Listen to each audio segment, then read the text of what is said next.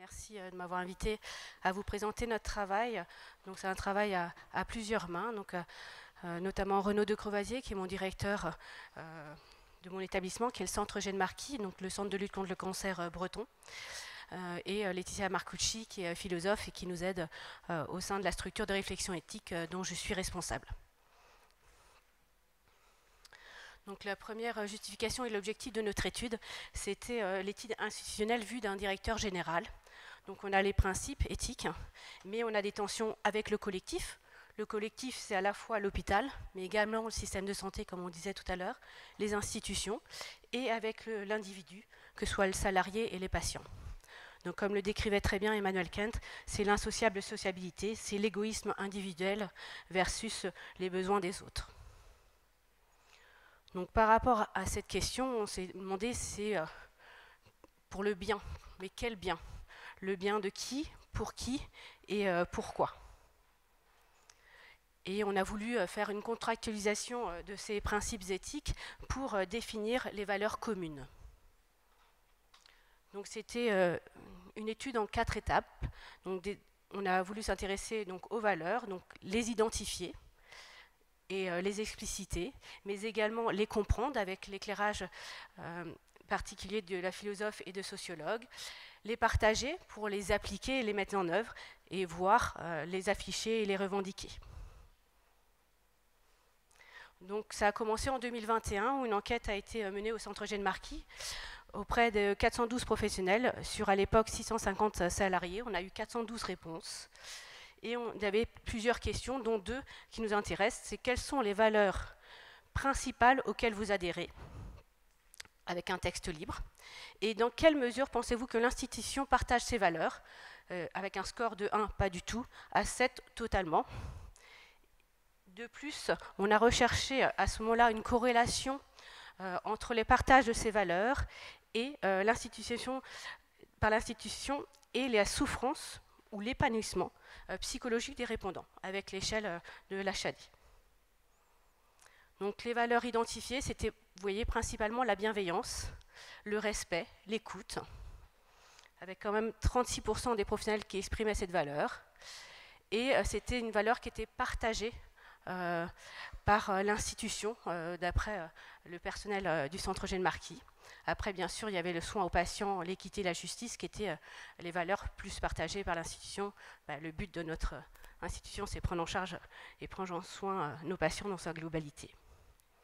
Par rapport aux indicateurs, les 3 indicateurs qui prédisaient le plus l'intention de quitter le Centre Eugène Marquis, c'était les conflits de valeurs, le sentiment d'iniquité et les difficultés de gestion du temps. Vis-à-vis des indicateurs de santé globale, des employés du Centre Eugène Marquis, c'était la gestion du temps en priorité, l'épanouissement sur poste de travail, les conflits de valeurs et le sentiment d'équité. Pour les indicateurs d'anxiété et de dépression, à nouveau les difficultés de respect du temps, l'épanouissement au travail et les conflits de valeurs. Et les indicateurs d'épanouissement au travail, c'était la reconnaissance des patients, le but de notre travail, la reconnaissance globale, notamment des institutions, et les conflits de valeurs. Vous le voyez, les valeurs identifiées par le professionnel de santé au Centre Eugène Marquis, c'était le sentiment de la bienveillance qui est partagé par l'institution et qui était corrélé au score d'épanouissement du personnel et inversement corrélé au risque d'anxiété, de dépression du professionnel et ainsi aussi du départ de l'institution. Par ailleurs, vous allez me dire, les patients. Le point de vue des patients s'y est intéressé aussi grâce à lors de la certification HAS, il y avait une étude ESATIS qui avait été réalisée aussi en 2021, où 219 patients ont répondu à un questionnaire, et une question concernait les valeurs attendues par les patients concernant leurs soignants. Et de même, la bienveillance et la gentillesse, ainsi que le respect et l'écoute, c'était les valeurs les plus attendues par les patients. Donc en conclusion de cette première étape, c'était que la bienveillance et la gentillesse et l'écoute sont les valeurs principales portées à la fois par les professionnels de santé, mais également par les patients dans le centre de Centre Eugène Marquis. Donc on a voulu comprendre la bienveillance.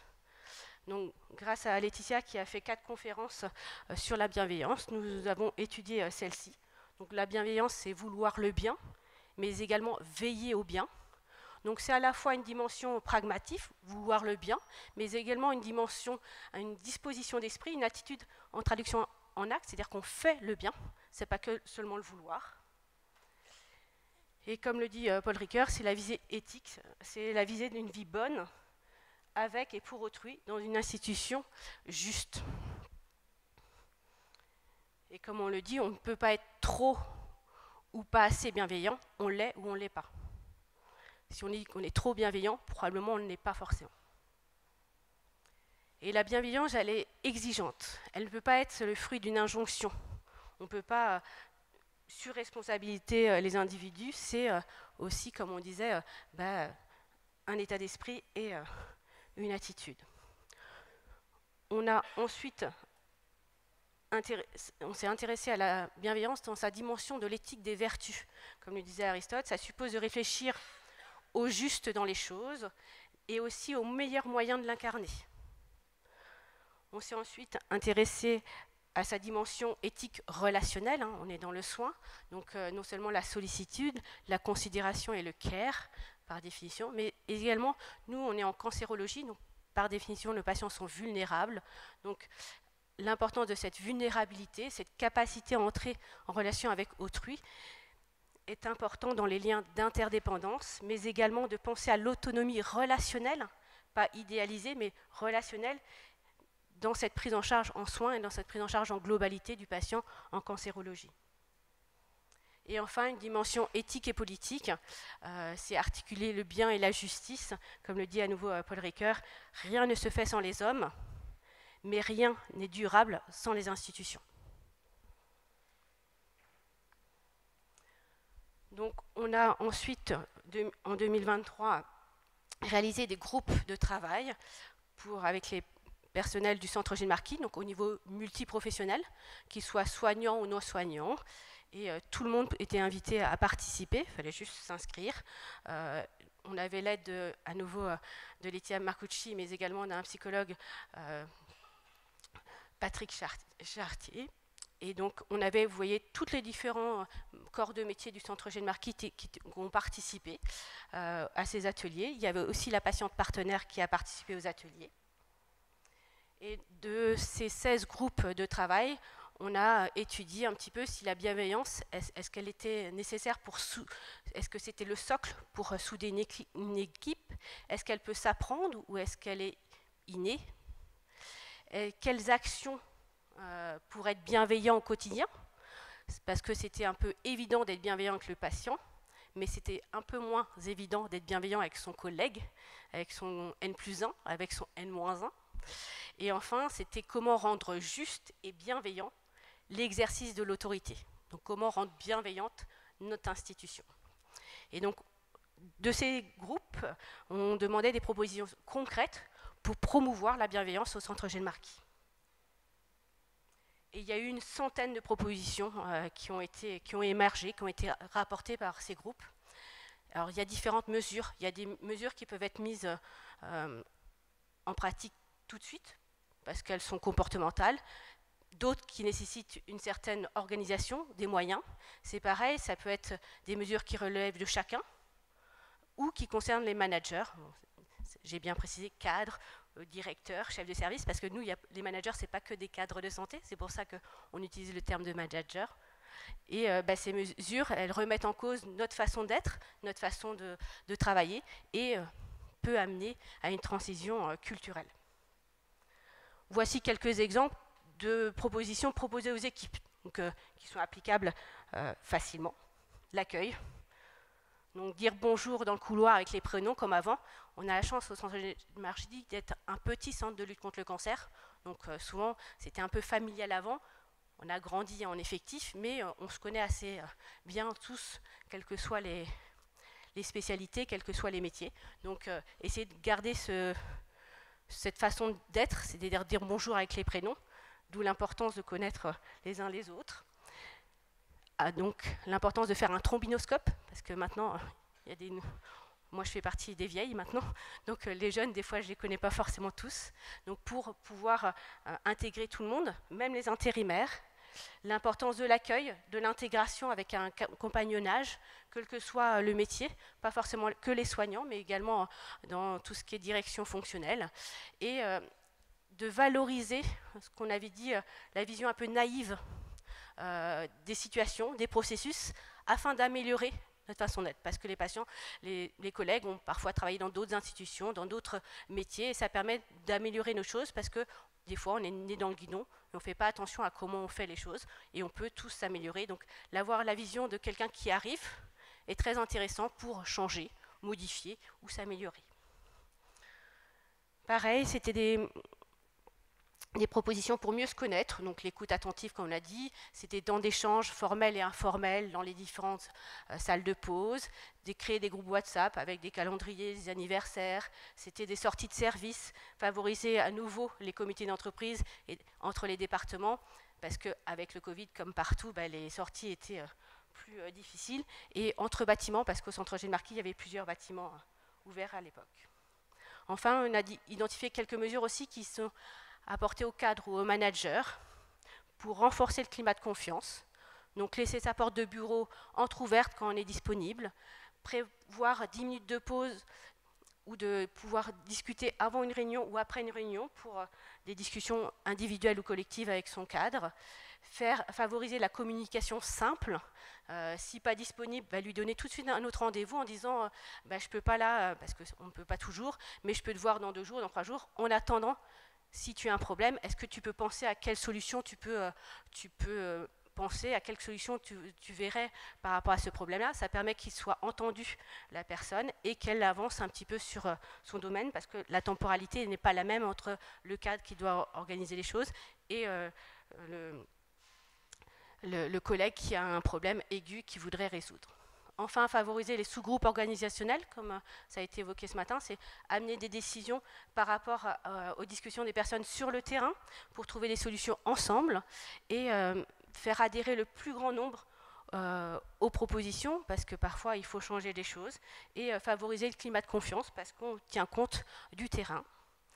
Favoriser les tête-à-tête, plutôt personnalisés, et personnaliser la discussion, éviter les longs mails. Transmettre les informations descendante, mais également ascendante, c'est important pour le climat de confiance. Et ne pas laisser sans réponse. Il faut mieux une réponse négative, plus ou moins expliquée quand on peut l'expliquer, mais pas laisser sans réponse. Enfin, quelques exemples de propositions à valider par la direction fonctionnelle qui a été proposée par les groupes qui ont travaillé sur la bienveillance.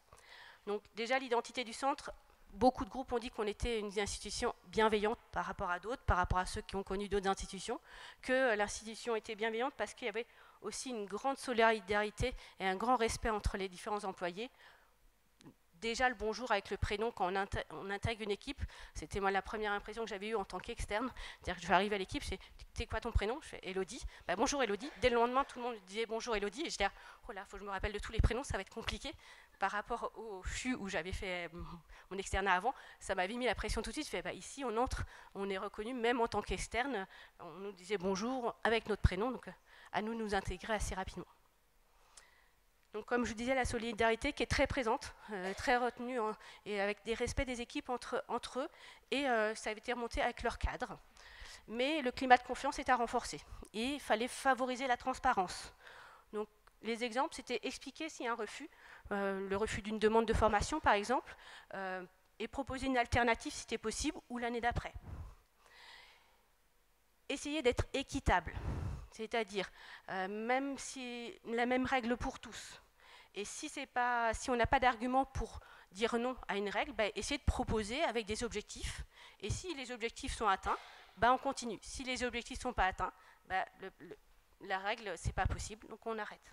Mais essayez à chaque fois d'essayer avec des objectifs réels pour valider ou non cette possibilité de nouvelles possibilités. Par exemple, le télétravail, c'est certain. Maintenant, mon poste, je ne peux pas être en télétravail parce qu'il faut qu'elle soit joignable, tout ça. Si je suis joignable en transformant l'appel, si je fais bien tout mon travail, si je fais tous mes courriers, tout ça, est-ce que c'est possible ? On essaye, on teste, ça a marché, on continue, ça n'a pas marché, on revient en présentiel. Rendre disponibles les mini-comptes rendus, que ce soit des différents comités. Quand on est une institution, il y a plein de différents comités, le QVT, le CME, d'autres choses. Donc rendre disponibles les comptes rendus à tout le personnel si c'est possible. Des boîtes d'AIT avec des réponses. Nous, on a un petit livret, un petit journal, donc c'est Sémaphore. Donc donner des réponses. Pareil, avoir une possibilité, ce qui a été fait en 2023, c'était pouvoir parler au directeur qui est dans l'amphi et qui répond aux questions du personnel. Favoriser la culture positive. Donc c'était déclarer les effets désirables. On déclare bien les effets indésirables. Pourquoi on ne déclare pas les effets désirables? Ce qui a marché, ce qui a été positif. Ça permet de renforcer un petit peu la cohésion. Et dire dans les réunions, pareil, commencer par ce qui va bien, ce qui s'est bien passé, parce qu'on discute toujours de ce qui ne va pas bien. On ne dit pas ce qui va bien, ce qui a marché et tout ça. Aider à la communication par des formations. Il y a eu... et quand on fait une formation, faire un retour aux équipes. Comme ça, toute l'équipe bénéficie de la formation d'un des personnels. Que le personnel dise, même si c'est en 5 minutes, 10 minutes, qu'est-ce qu'il a retenu de sa formation pour pouvoir l'appliquer aux autres.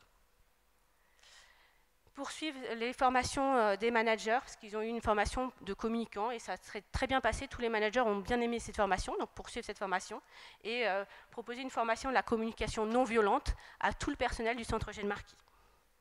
Enfin, attention aux outils de communication, les téléphones, les mails, privilégier de parler en direct, c'est toujours plus facile et moins risqué. Et attention à la méconnaissance des métiers, c'est-à-dire qu'on connaît bien son métier, mais on ne connaît pas forcément le métier des autres, l'implication, les contraintes, les difficultés qu'ils ont, donc c'était proposer des vies ma vie. Et donc, par rapport à toutes ces propositions, on a fait des plénières dans l'amphithéâtre pour que les personnels priorisent les choses. Donc, les priorisations, c'était prioriser les 3 choix, donc à court, moyen ou long terme. Et il y a eu à nouveau plein de participants de différents métiers. Ce qui a été préconisé à court terme, c'était la gestion des mails, la culture positive, le climat de confiance, les trombinoscopes et la formation en communication non violente. Le plus long terme, c'était bien-être avec la QVT, faire des vies ma vie, avoir une personne référente de bienveillance et un temps de réflexion transversal. En pratique, donc, la bienveillance pour les mails, on a mis en place, en fin de compte, un e-learning qui va définir par une charte pour, par exemple, ne pas répondre à tous s'il n'y a pas besoin de répondre à tous, pour ne mettre en correspondant que ceux où une question est en suspens. La culture positive avec les déclarations des effets désirables, sur nos sites intranet, maintenant on peut déclarer les effets positifs, les bonnes nouvelles qu'on a au Centre Eugène Marquis. Sur le climat de confiance et la transparence, ça a été proposé aux managers qui laissent maintenant entrouvertes leurs portes quand ils sont disponibles, qui font des pré-réunions si besoin et espècent d'expliquer leur refus de formation, pourquoi c'est non. Enfin, le trombinoscope qui a été réalisé par l'équipe le comité de bientraitance. Et enfin, on a eu une formation sur la communication non violente par une spécialiste, Isabelle Bérangère-Baglin, pendant 2 heures, qui nous a expliqué un petit peu comment communiquer ensemble tout en étant bienveillant. Donc maintenant, la dernière étape, c'est le revendiquer et l'afficher. Donc si le personnel est d'accord, afficher et revendiquer la bienveillance dans le projet d'établissement qui est en cours, pourquoi pas dans le logo du Centre Eugène Marquis, et à assumer collectivement pour que ce ne soit pas un slogan désincarné, et à réévaluer surtout régulièrement, afin que ce soit une source d'attractivité pour le patient, le personnel et les autres institutions. Ainsi, en conclusion, l'éthique des valeurs à l'échelle institutionnelle, c'est un enjeu structurant, identitaire, parce que c'est à l'échelle individuelle comme collective, institutionnelle, c'est mettre du sens. Au-delà de la participation médico-technique, c'est fédératif, voire vital, parce que c'est une dynamique collective, avec un dialogue éthique qui s'affranchit de la hiérarchie des différents comités. Ça met de la confiance et de la considération, et c'est structurel, avec une attractivité des personnels et des patients. Et enfin, c'est une ouverture aux sciences humaines et sociales, avec un champ d'optimisation vers la recherche. Donc cette éthique, elle résulte d'une volonté commune, et elle doit s'organiser. Merci de votre attention.